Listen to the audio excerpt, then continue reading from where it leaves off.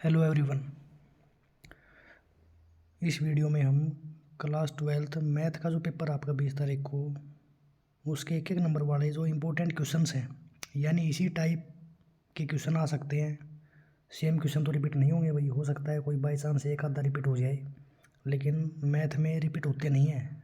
जैसे मान लो फिजिक्स और केमिस्ट्री में इंपॉर्टेंट क्वेश्चन बता दिए वो कि वो आगे सेम टू सेम, मैथ में ऐसा नहीं होगा। हाँ ये बता दें, मान लो 50-60 क्वेश्चन बता दिए, उनमें से अगर मान लो एक सेम टू सेम आ गया तो क्या आ गया, है ना।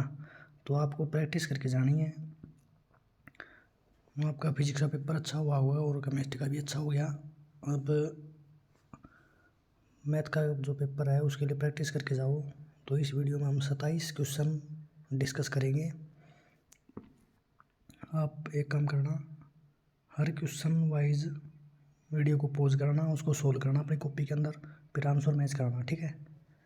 तो सबसे पहले मैं क्वेश्चन नंबर 1 जो है वो पढ़ता हूँ, आप इसको पॉज करके सोल्व करो, फिर मैं इसका आंसर बताता हूँ। If A is equal to Aij is a matrix of order 2x3 and Aij is equal to 1i + 2j/2 then the matrix is.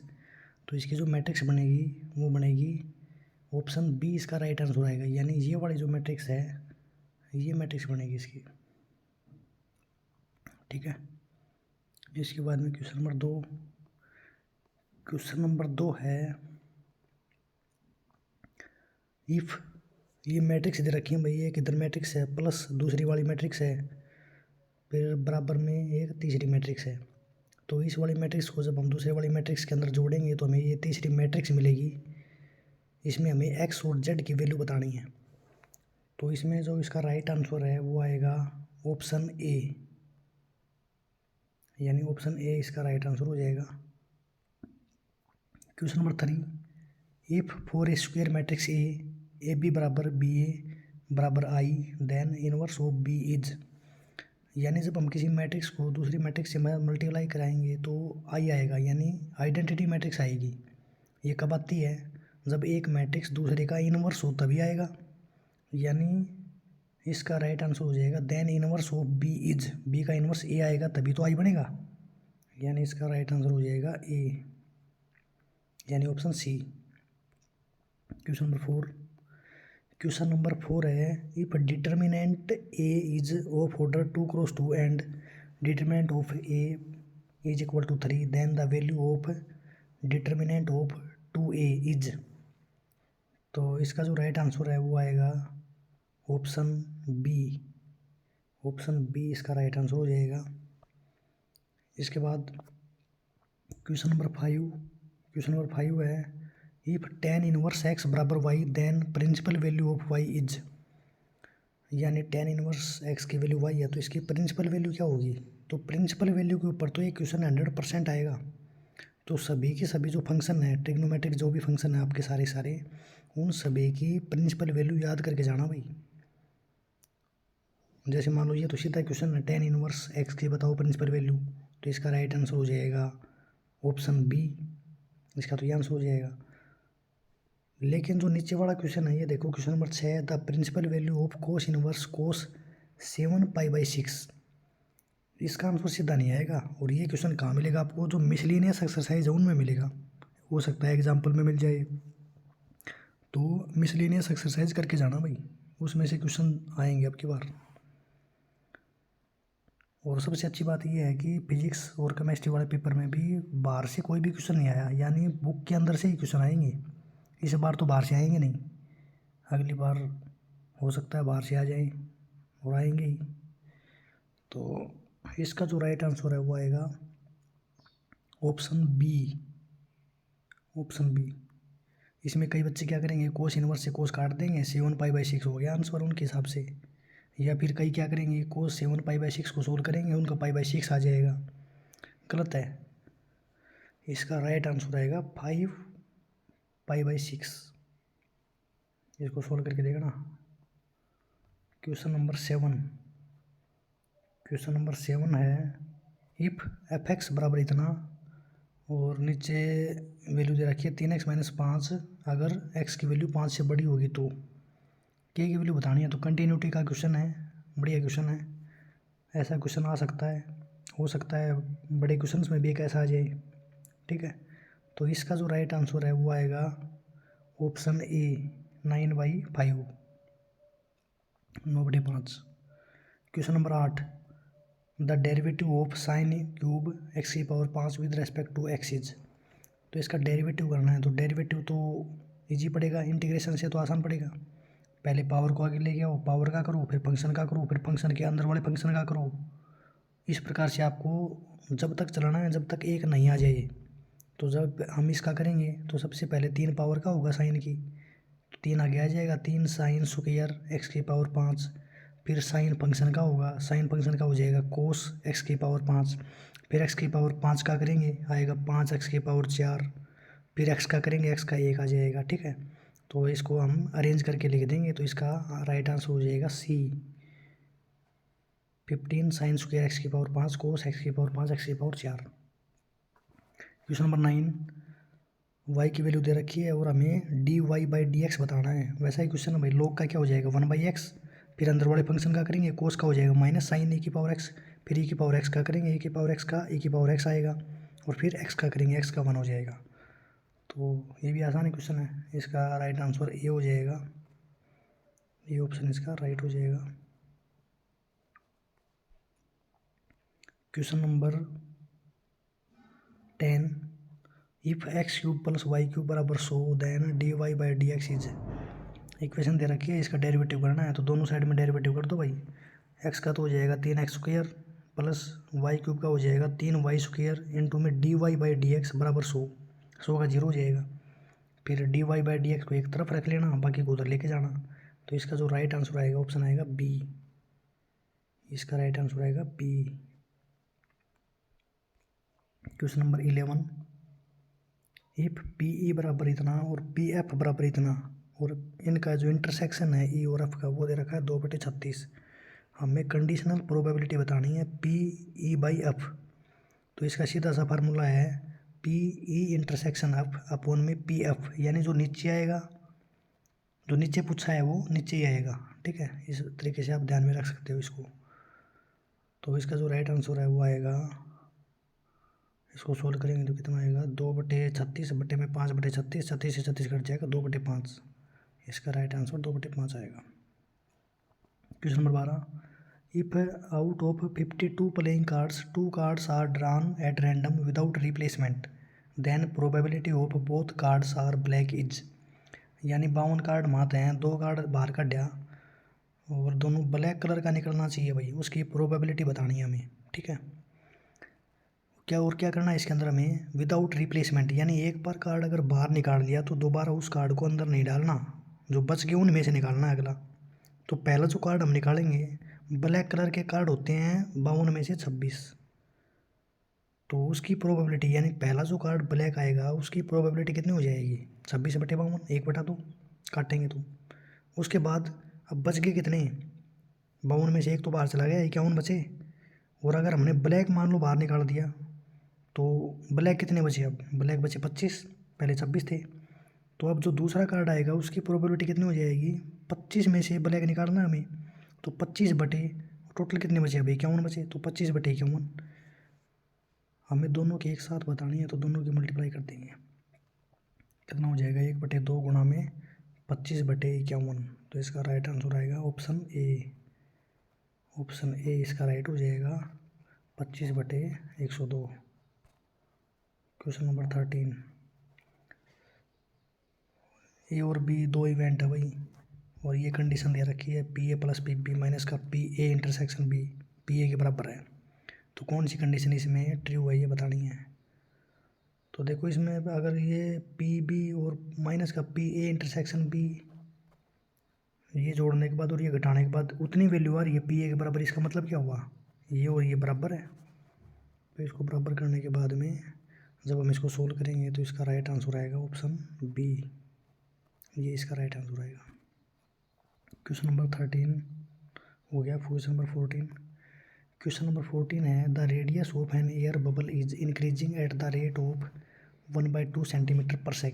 The volume of the bubble increasing at the rate when radius 1 cm is. यानी radius का rate of change दे रखा है भाई, dr/dt दे रखा है। 1/2 centimetre पर second. Volume का रेट ऑफ चेंज बताना है, तो वॉल्यूम का फार्मूला क्या होता है स्फीयर का, 4/3 पाई आर क्यूब।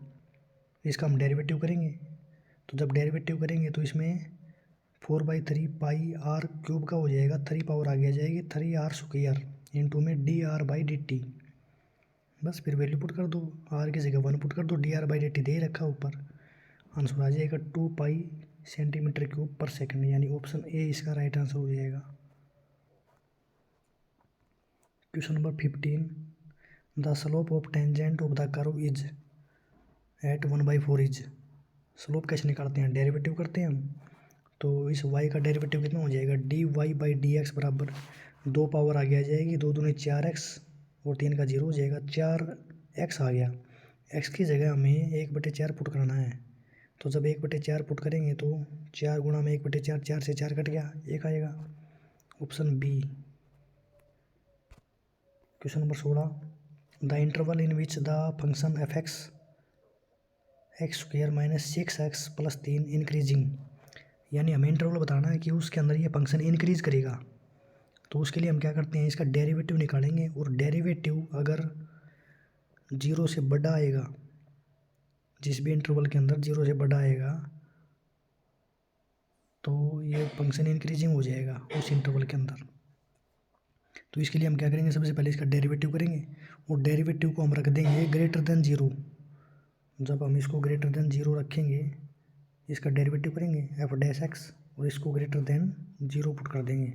फिर यहाँ से हम x की वैल्यू निकालेंगे, तो x की वैल्यू आएगी, x की जो वैल्यू आएगी, एक बार मैं इसको इरेज कर देता हूँ, यानी इसका डेरिवेटिव तो आ जाएगा 2x - 6, इसको ग्रेटर देन हम रख देंगे 0 के, और यहाँ से हम x की जब वैल्यू निकालेंगे तो x की वैल्यू आएगी ग्रेटर देन 3, इसको सोल्व करने के बाद।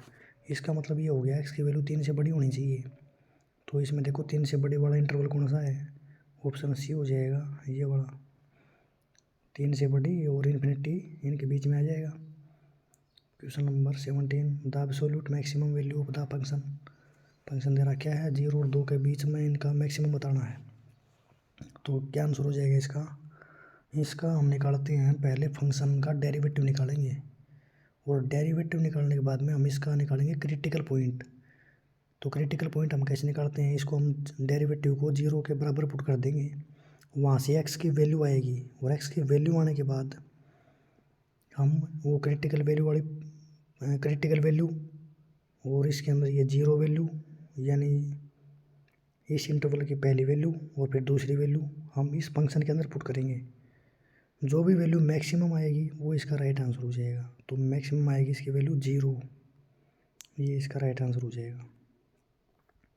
क्वेश्चन नंबर 18, इसका इंटीग्रेशन करना है, तो आसान है, साइन का हो जाता है कोस, लेकिन माइनस लगता है इंटीग्रेशन के अंदर, तो माइनस का कोस 3x + 1, उसके बाद में अंदर वाले फंक्शन का करेंगे, 3x + 1 का क्या हो जाएगा 3, उससे भाग करना है, तो इसका राइट आंसर आएगा ऑप्शन बी, -1/3 कोस 3x + 1। उसके बाद में क्वेश्चन नंबर 19, dx/16x² - 25 इज, इसका इंटीग्रेशन करना है भाई, तो इसमें सीधा फार्मूला लग जाएगा। क्या फार्मूला लगेगा, इंटीग्रेशन ऑफ dx/a² या फिर x² - a², ये होता है 1/2a log of x - a/x + a, ये उसका फार्मूला है। तो जब फार्मूले के अंदर हम वैल्यू पुट करेंगे, सोल्व करेंगे, तो इसका राइट आंसर आएगा ऑप्शन सी, ये इसका राइट आंसर आएगा।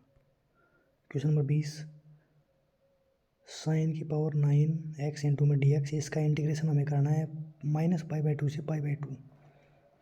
तो साइन जो फंक्शन है वो है ओड फंक्शन, अगर ओड फंक्शन हमारे पास होगा, उसका अगर हमें इंटीग्रेशन करना होगा -a से a लिमिट के अंदर, तो इसका आंसर 0 आएगा, आइडेंटिटी है ये, तो इसका राइट आंसर हो जाएगा option A. Question number 21, d²/dx² इतना दे रखा है, डिग्री कितनी है भाई इसकी, तो डिग्री क्या होती है, हाईएस्ट डेरिवेटिव की पावर। तो यहाँ पे हाईएस्ट डेरिवेटिव है d²y/dx², तो कई क्या करेंगे, यहाँ पे इसकी पावर कुछ नहीं है, इसका मतलब 1 होती है, 1 कर देंगे, गलत हो जाएगा। क्या करना है हमें, इसके अंदर कोई भी रेडिकल नहीं होना चाहिए, यानी पावर फ्रैक्शन में नहीं होनी चाहिए, तो सबसे पहले यहाँ पर जो 3/2 पावर है इसको फ्रैक्शन को ख़त्म करना है, यानी बटे में 2 नहीं आना चाहिए। तो इसके लिए हम क्या करेंगे, इसको उधर लेके जाएंगे, ये माइनस का हो जाएगा। फिर दोनों साइड में स्क्वायर कर देंगे, स्क्वायर करते ही इसका तो बटे वाला 2 खत्म हो जाएगा और इधर स्क्वायर लग जाएगा। तो इसका जो ऑर्डर हो जाएगा हाईएस्ट डेरिवेटिव की जो डिग्री है जो वो हो जाएगी 2। राइट आंसर हो जाएगा इसका 2। Question number 22, the order of the differential equation is. तो इसमें तो पावर सारी की सारी पूरी है, यानी फ्रैक्शन में नहीं है, तो इसका जो ऑर्डर है वो होता है हाईएस्ट डेरिवेटिव, और हाईएस्ट डेरिवेटिव इसके अंदर 2 है, इसके अंदर 2 डेरिवेटिव है इसका हाईएस्ट। तो इसका राइट आंसर हो जाएगा ऑप्शन ए। ऑप्शन ए इसका राइट आंसर हो जाएगा। क्वेश्चन नंबर 23, हमें इस वेक्टर का मैग्नीट्यूड बताना है। तो मैग्नीट्यूड हम कैसे निकालते हैं, आई का जो कोफिशिएंट है उसका स्क्वायर प्लस जे का जो कोफिशिएंट है उसका स्क्वायर, उसके बाद में उसका स्क्वायर रूट। तो इसका राइट आंसर आएगा √5, ये इसका राइट आंसर हो जाएगा। क्वेश्चन नंबर 24, 2 वेक्टर दे रखे हैं, ए वेक्टर बी वेक्टर, ए क्रॉस बी बताना है। तो इजी क्वेश्चन ये तो कर लोगे आप, आई जे के लिखना है पहले, तो आई जे के, फिर पहले वेक्टर के कोफिशिएंट यहाँ पर 1 2 5, अगले के वेक्टर के कोफिशिएंट 2 3, के का है नहीं तो 0 हो जाएगा। इसका डिटर्मिनेंट निकालना है, निकाल दोगे आराम से। क्वेश्चन नंबर 25, हमें डायरेक्शन कोसाइन बतानी है of the line whose direction ratio are इतना। डायरेक्शन रेशियो दे रखा है, डायरेक्शन कोसाइन बताना है। तो इसका सीधा सा रूल है, जो डायरेक्शन रेशियो है पहले तो इनका, जैसे हम मैग्नीट्यूड निकालते हैं किसी भी वेक्टर का, तो पहले मैग्नीट्यूड निकाल लो, यानी सभी का स्क्वायर करके ऐड कर दो और फिर उसका स्क्वायर रूट कर दो। यानी 6 का स्क्वायर प्लस -2 का स्क्वायर करेंगे तो 4 आएगा, प्लस -3 का स्क्वायर करेंगे तो 9 आएगा, और इसका कर दो स्क्वायर रूट। तो इसका आएगा 49, और 49 का जब हम स्क्वायर रूट करेंगे तो इसका आ जाएगा 7। तो 7 तो आ गया इसका मैग्नीट्यूड। अब उसके बाद में हमें निकालना है डायरेक्शन कोसाइन। डायरेक्शन कोसाइन हम कैसे निकालते हैं, सबसे पहला जो डायरेक्शन रेशियो है उसको उठा लो, ये है डायरेक्शन रेशियो 6 के बटे में जो हमने मैग्नीट्यूड निकाला था 7 आया था वो बटे में कर दो, फिर कोमा। अगला डायरेक्शन रेशियो है भाई, अगला जो डायरेक्शन रेशियो है वो है -2, ठीक है। तो -2 के बटे में 7 हो जाएगा। फिर अगला जो डायरेक्शन रेशियो है वो है 3, तो उसके बटे में 7 कर देंगे तो इसका ऑप्शन बी हो जाएगा right answer. Question number 26, the equation of the line pass through the point 2 -1 4 and in the direction of this vector in Cartesian form is. यानी एक लाइन इस पॉइंट मांग जा रही है और इस की डायरेक्शन में है, यानी इसके पैरेलल है ये बोल सकते हैं, इसके कार्टेशियन फॉर्म बतानी है। तो इसका फार्मूला होता है x - x1 अपोन में पहला direction ratio is equal to y - y1 upon में दूसरा डायरेक्शन रेशियो बराबर z - z1 अपोन में तीसरा डायरेक्शन रेशियो। और डायरेक्शन रेशियो कौन सा होगा, जिसकी डायरेक्शन में ये है, यानी इसके जो कोफिशिएंट है वो डायरेक्शन रेशियो बनेंगे इसके। तो पहला करेंगे x - x1, तो x - x1 है 2, तो x - 2 बटे में इसका कोफिशिएंट यहाँ पर है 1, तो बटे में आ जाएगा 1। उसके बाद में y - y1, तो y - y1 कितना है भाई यहाँ पे -1, तो y माइनस हम फार्मूले में लगाते हैं तो -1 ये हो जाएगा, प्लस y + 1 बटे इस j का कोफिशिएंट भी यहाँ पे 1 है तो यहाँ पे 1 आ जाएगा। फिर अगला z - z1 4 बटे में इस k का कोफिशिएंट है -2, यानी z - 4 बटे -2। Option A is the right answer, यानी ये ऑप्शन इसका राइट हो जाएगा। उसके बाद में question number 27, the direction ratio of the line normal to the plane. यानी इस प्लेन के नॉर्मल कोई भी लाइन है उसके हमें डायरेक्शन रेशियो बतानी है।